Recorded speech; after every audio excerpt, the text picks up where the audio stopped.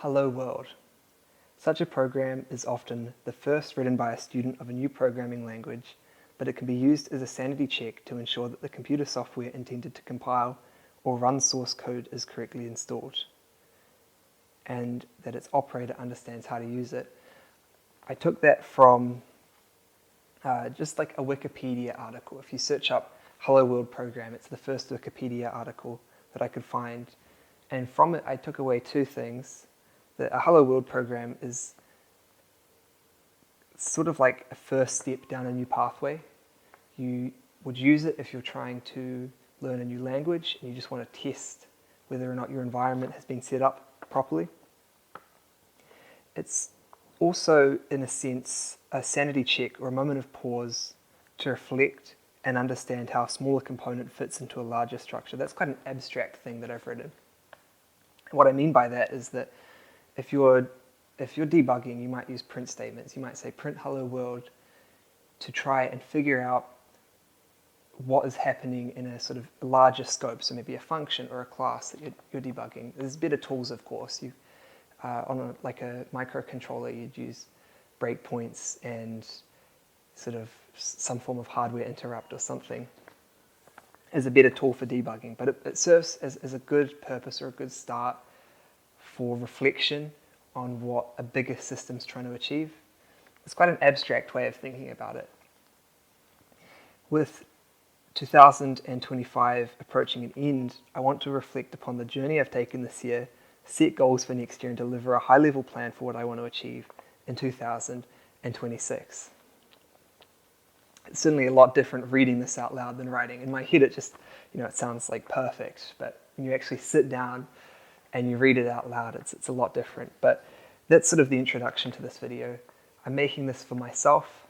This I'm not intending to sort of serve. There's no real purpose for anyone else watching this video. If you've made it this far and you want to keep watching, I'm going to talk a little bit about my year in review, what sort of career progression I want to take the next 3 months, some personal goals I have, and then we'll summarize a little bit. We'll summarize that. We'll get into it a little bit later. I got to stop myself, but there's some good rants that I want to have, some discussions. They are rants, really, because it's just sort of my strong opinions around a lot of online consumption, artificial intelligence. What else do I have to discuss? It is, pretty much those two things. And sort of, it's a part of the reflection. We'll get there. So, the theme for this video is Hello World. It's sort of looking at 2026, not in the sense that it's like, New Year's resolution, like, this is exciting, let me do something for 2 weeks and really just like, the 2 week wonder or the 1 week wonder, I think that's what it is. But more from like a foundational standpoint. So what can I do most days, and what have I been doing most days that is sort of pushing me towards the right direction, that I'm able to do and feel like I'm finding some success in. So I've got some bullet points I've written, a year in review. I moved to the South Island at the end of 2024. I started flying airplanes in April 2025. My visions, you probably can notice, I've got a squint. Things are really hard for me to see. And so I always thought I could never fly. I did one trial flight back in year 9. And I really liked it. I got to, fly the plane around. Year 9, I think I was 13 at the time. But then I was always told that, you won't be able to fly because your vision's not good enough. And for some reason, I wasn't very focused. I just started my master's research, sort of looking at things to do, and I emailed an optometrist here, where I'm currently living. And he said that you won't be able to pass a Class 1 medical exam, which is required for flying airplanes, but you can get another sort of medical certificate that has a few restrictions. And so I read that email, and it's, that sucks, can't fly. Hang on a minute, there's another opportunity. So I got my medical certificate checked off. My vision was just good enough so I could fly. I've done 15 hours this year, which is quite good. I took 2 months off just to sort of work on some things that I needed to at home. I was pretty burnt out after my ICRA submission, which was in September. That's a conference that I hope to go to next year that I applied for. I sort of skipped a little bit there, but after April, I think I started making some YouTube videos, some tutorials, and having a little bit of fun with that. It was cool, but I think personally I prefer reading. I find that reading an article is a better way for me to learn. It didn't used to be like that. I used to find that videos were a really good way of learning and sort of copywriting in a sense. Watching people write code, explaining code, and I copy it and try and understand it like that. And it's a really good method for starting. As I'm getting older, I'm finding that I need to read not just articles, and there's a lot of garbage articles, and AI can produce a lot of sort of garbage results as well. We'll talk about that later. But blog posts from people who've worked within companies for a long time, as software developers, as electrical engineers, looking at documentation actually published by companies within an industry. And I found that a lot more helpful. It's a lot harder to understand, but you're sort of throwing yourself in the deep end a little bit more. So I started posting YouTube video tutorials on different engineering topics, and thinking for next year, I think I want to steer away from that a little bit more and just keep that to my personal website where I have an article section, and maybe making a video but just unlisting it, keeping it private so you can access it through my website but you can't find it on my channel. In July and August, this was before the conference submission that I did, I worked heavily on electrical and firmware design for a micro robotic capsule. So that I really enjoyed. I got my first PCB manufactured properly. I'd made some throughout my undergraduate degree, but they're pretty garbage. It's like chuck an Arduino on a bit of perf board, or maybe we actually did some acid etching, I think, which was cool. So you could even just get a permanent marker, draw on a bit of the board that you use. The acid etches it away, exposing copper, and you've got traces for a PCB. And it's not that that's a bad option. And if you are still learning, chucking an Arduino on a bit of perf board and building out boards that way is a really great way of doing it. But if you've done that a few times and you haven't manufactured a board before, and I hadn't, it was quite a nice achievement for me. What else do we have?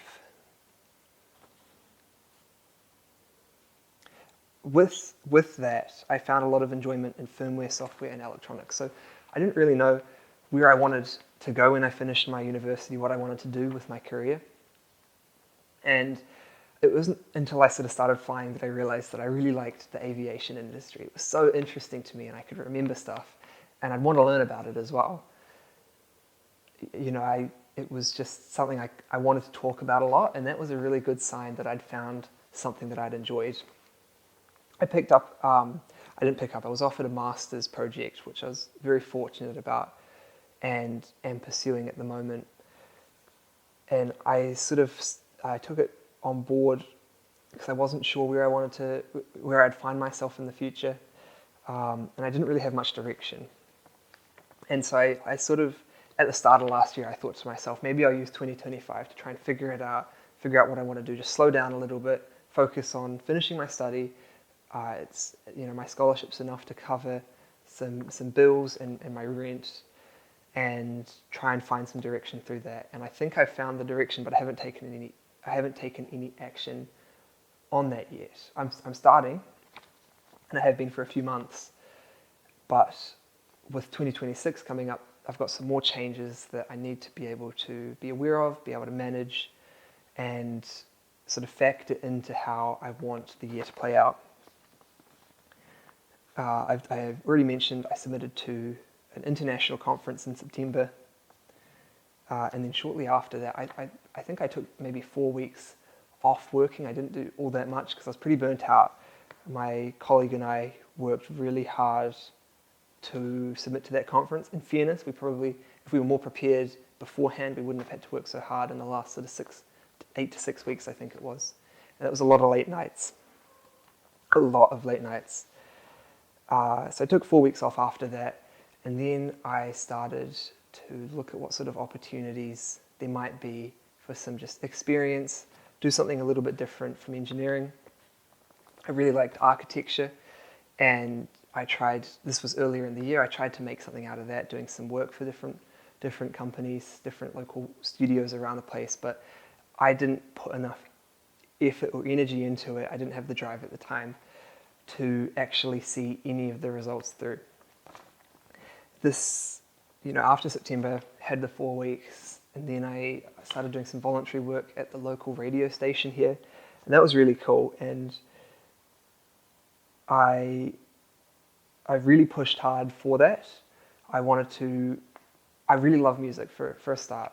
I really love music, and I wanted to get involved within the music industry just as like a hobby or a passion, something to do to show myself that I can take opportunities, not take opportunities, but show myself that I'm not quite sure. Show myself might not be the right way of saying it, but to put myself out there into a difficult situation where opportunities do exist and to try and make the most of them. I think that's a good way of putting it. So I host a show on the radio every Tuesday morning. It's something that I've done so I can try and get better at speaking. This is very unnatural for me, speaking to a camera, sitting down.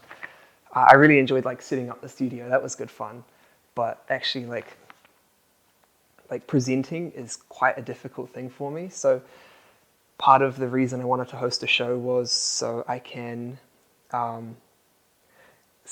get better at speaking. Stop saying is one of the things, because I do that on the radio a bit.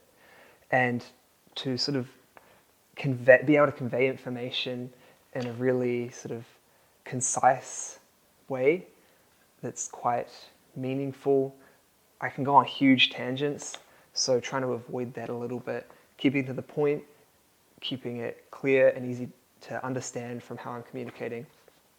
And I think, I've done four shows. I'm going to do another, I say 4 to 12 next year, depending on how I go with progressing through my master's thesis. And I do think it's really helping me, and I do enjoy it as well. There's a little bit more work I'm doing voluntarily for that radio station, and I just have to pace myself with it. It's easy to get carried away with doing too much or too little, and so I find that I have to sort of balance out different projects, I suppose. In terms of, that's pretty much my year in review, really. There's probably a lot more stuff. I did a few tramps, and they were really fun. I did my first hunt, which was really cool. I went out the back of, we went to try to get up to Lake Morgan Hut in the South Island of New Zealand, and we didn't end up getting there. The weather wasn't good enough, so we all decided to turn around. So we did 11 hours of walking that day, and we just slept in the bush for the night. We had like a fly, we had sleeping mats, we had sleeping bags with us, but we didn't bring the fly or the mat. We just camped under the bush. It only sort of rained just a little bit, so it wasn't too bad. We just sort of found a nice dry spot, packed up some leaves, and slept on that. We had maybe lay down like a rubbish bag or a wet bag or something, so that we've got some insulation between us and the ground. But it was good fun. I really enjoyed it, and it was such an eye-opening experience. It was really cool. So a few other things like that happened, and so I'm going to move on to career progression. So just a little summary for me, because I'm going to watch this in a year's time. If I've forgotten what I studied, it was mechatronics engineering. I'm doing my Masters of Electrical Engineering at the moment. I want to work in the manufacturing industry, in research and development. I've had experience in 2 different manufacturing firms, for small scale, large, like producing a large quantity of products, and then large scale like we've got one project, it's going to take us 2 years to do, but it's both manufacturing. And I really enjoyed both of them.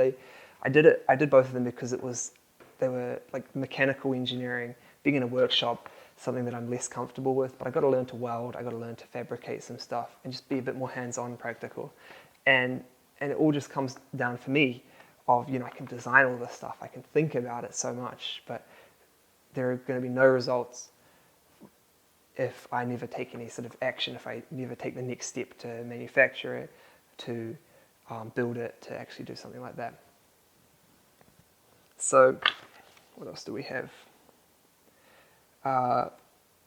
So with that, I want to get experience within a manufacturing environment, doing R&D within a firmware or electrical engineering environment. I think within the manufacturing environment, you're building firmware and electronics into products, so you still get that sort of, you get more of a complete system that you're working within, and I quite like that a little bit more than just focusing on one thing. I'm also not a fan of consulting, so I don't see that as an area. I like to be able to produce something. I think selling a product that can make some sort of a difference or that somebody can find a use for is a lot better than selling yourself or your time, in a sense. And I think that because it's just like a personal opinion, I suppose. I just find it more rewarding, and I think I would, from the little bit of experience that I've had through my work and my university studies. At the moment, I'm developing a piece of software. It's called Aku Rawa. It's a personal accounting tool for New Zealanders, and I really want to see it do well. So I've got one co-founder working on that with me. I was going to submit it for the Swift Student Challenge. This is the last year I'll be able to do the Swift Student Challenge. So I'll be finishing my thesis in February. That's when I can submit for the Swift Student Challenge. But I'm going to do something else for that personally, because I really want to sort of ramp up the development on this. And it's come from a place where the reason this tool exists is I used to do budgeting in a very manual way. I'd go through my transactions each month. I'd look at them, try and remember what they were. It's like decoding some of them is crazy hard. And I'd figure out what my expenses were, what my income was, how much I was saving and spending. And I'd sort of build up statistics that way using spreadsheets. And it was a really tedious job. It would take me hours if I wasn't keeping receipts, and I had to go back through transactions and try and figure them out, and then also balancing accounts as well, because I have multiple accounts, and then I have investments. So it's quite a process. And there's a really cool API developed by a company in New Zealand called Akahu, and they offer developers like me a way to interface with a lot of data that banks provide. And so I want to be able to process that data, make it easy for people to budget. They can do it on their phones, their laptops, and it comes down to like being financially transparent with yourself. It doesn't, you can talk about your finances with your other people or not. I personally, that's not something I talk about with. That's not just like a topic of conversation I bring up very often. But being like transparent with yourself. So one of the questions that I asked myself was, how much money did I spend this month? And I have no idea. And especially I can get carried away closer to birthdays, closer to Christmas time, when you've got money in your account and you can just tap your card. It's so easy. You're in a group environment.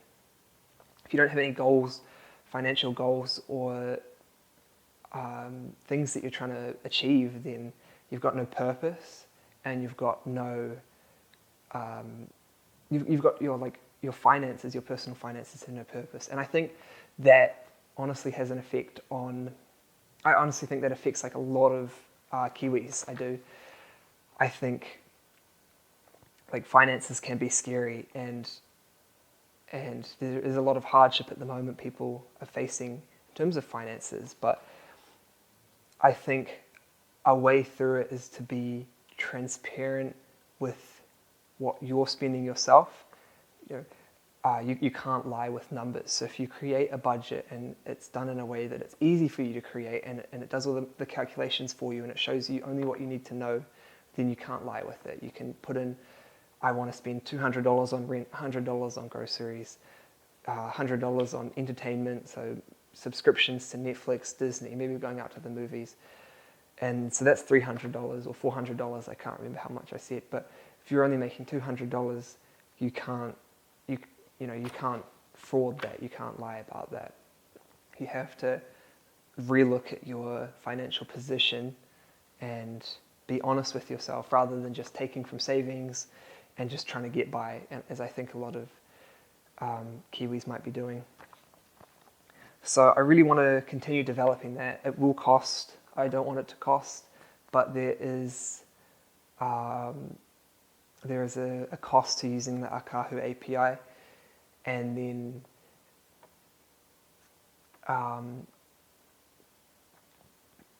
there's a cost. It's something you can pay for unlimited usage of their API if you're a approved application, and it varies. There's like a $2 range, 50 cents to $2.50 for the cost of the API, I think. And I think then adding a premium onto that isn't necessarily a bad thing. If the data that you can collect will help you save more in the long run. There are still development costs, there will be server costs. I don't know what any of these are. And I'd like it to be free. I said that before. But this is also a business that I want to run and to make it successful so that I can fund some other business ventures that I have planned for next year.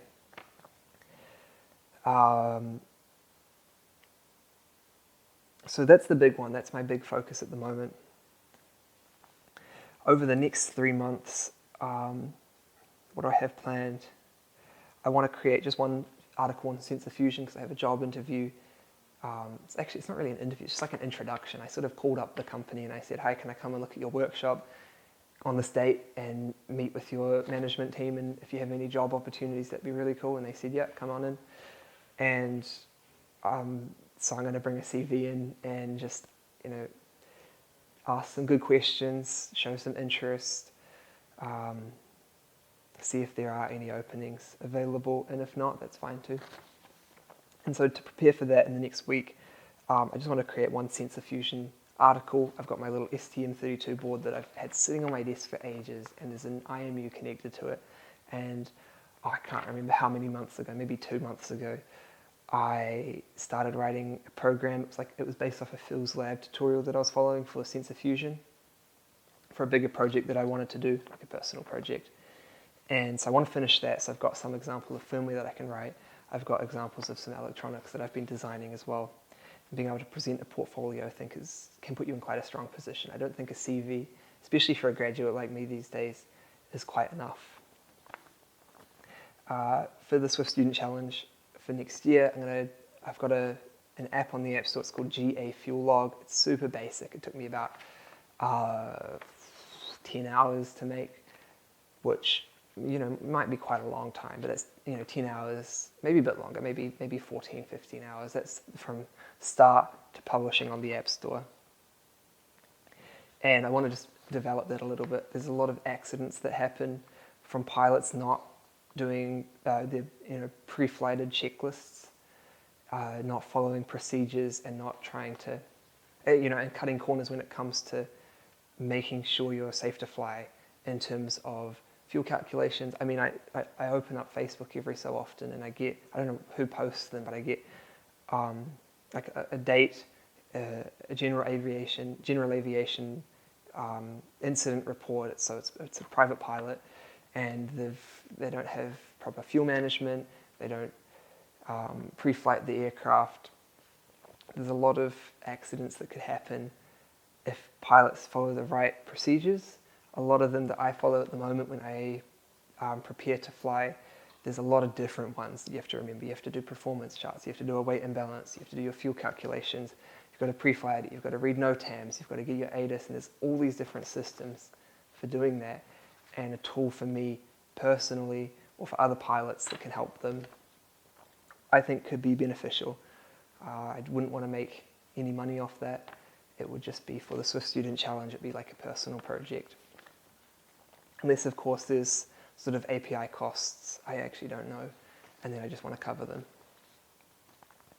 In the next 3 months, I hope to have the first version of Aku Rawa released for the macOS desktop environment, and that would provide full functionality. So a user logs in, there's an OAuth authorization process that's completed, so the user can get their financial results, create a budget for the month, and start getting some data around that. The tool will really work better when people use it for a prolonged period of time. So if you're using it for a quarter or half a year or a full year, as you progress and use it a little bit more, it's going to provide you even better sort of insights around your financial position. It's not going to be for any past financial, I don't think it's going to be for any past financial analysis, possibly not, maybe for the month before, but that's about it. And I want to sort of write and finish my thesis quite soon as well, so I can finish up my master's. I hope it only takes me a few months into next year. We'll see how we go. The last part that I want to discuss is personal goals.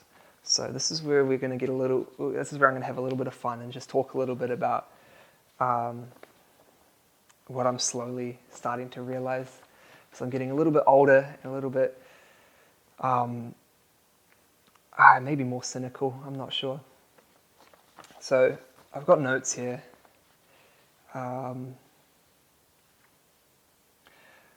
There's no really good place to start. There's no really good place to start with going on a tangent like this. But part of the reason I'm creating this video in particular is for me and only me to be able to reflect upon it at the end of next year, and so I can talk about some things that I've learned and where I'm going, and it's just like another form of accountability. One of the things that I really have enjoyed doing this year is every Monday morning I do like a coffee catch up with a friend, the same friend, and we have like a shared like a well-being journal that we follow through, and that's been really great for holding me accountable for daily, for me to create daily focus and stay sort of accountable to myself for what I want to achieve. I'm not quite sure if I've said that all very correctly, but it's been a great tool for me. It's something I really, really have valued using. I'm not even going to bother. I think I was just having too much fun writing, sort of ranting, going on tangents in the script.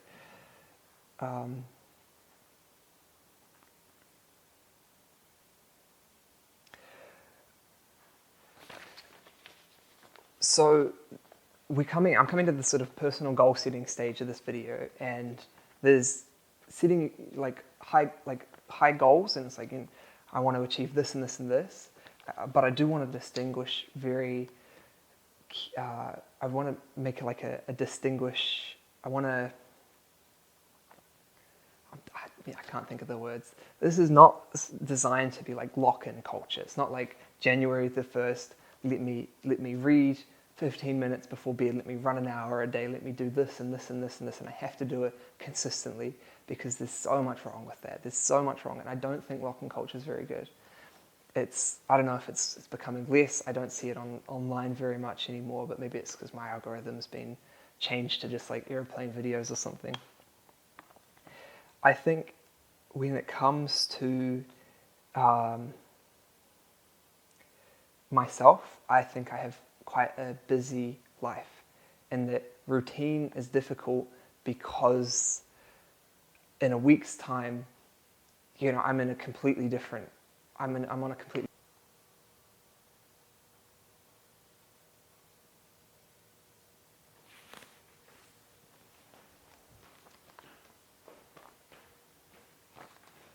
I'm not sure if that camera wasn't actually ever recording or not, or if it just died. I've got to get out of here shortly. We're going to go over my 2026 goals really quickly. First one is to run 1,000 kilometers in the whole year. I want to restructure how I make YouTube videos. I want 12 videos, one a month. At the end of each month, so the last day of each month, last day of January, last day of February, March, April, May, and so forth. I'm going to steer away from the tutorial sort of video. I'm going to steer away from that, and I'm going to focus more on content with purpose. So telling a story with some interactive examples, or this is a device that I've built, that kind of stuff. There's some channels that I've written down who I want to take inspiration from with that. I want to continue my monthly newsletter. That's for my grandma, but I'll be moving back closer to where she is at the moment, so it'll be nicer. I can catch up with her a bit easier.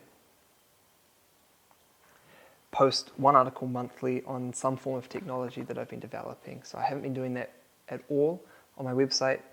I've still been sort of working on it. It is a work in progress. There is one page that is down at the moment. You get an internal server error, and I know why, and I'll get around to fixing it soon.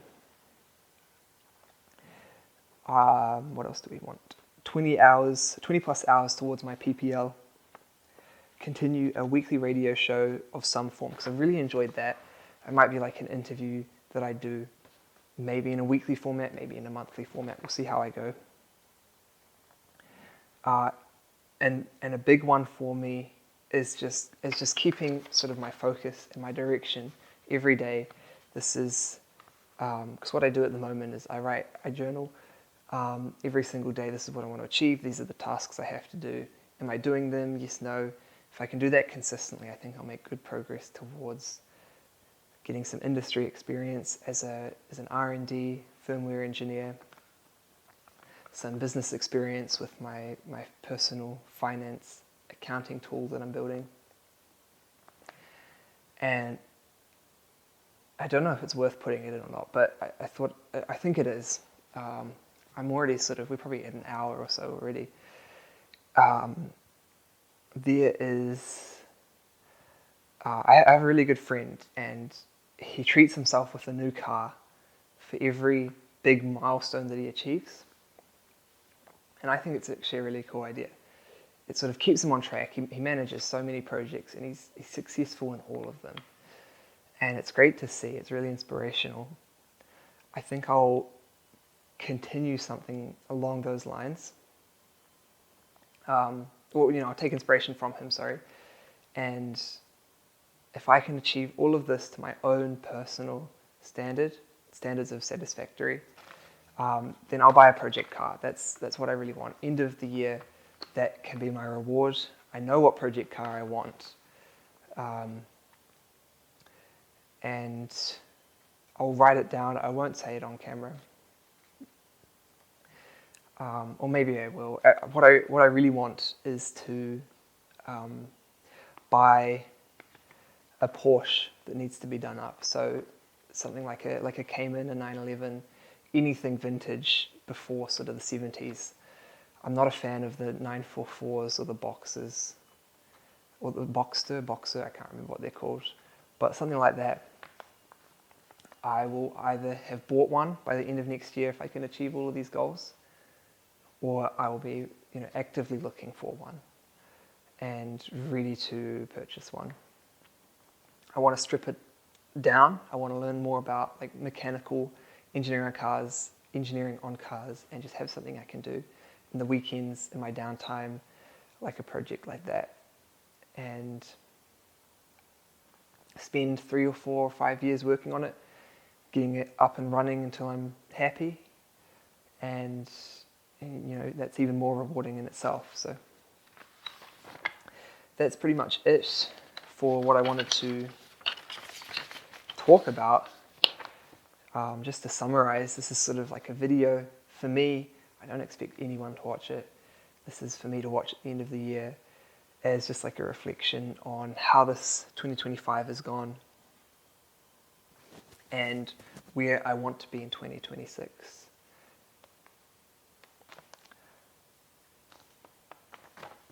All right.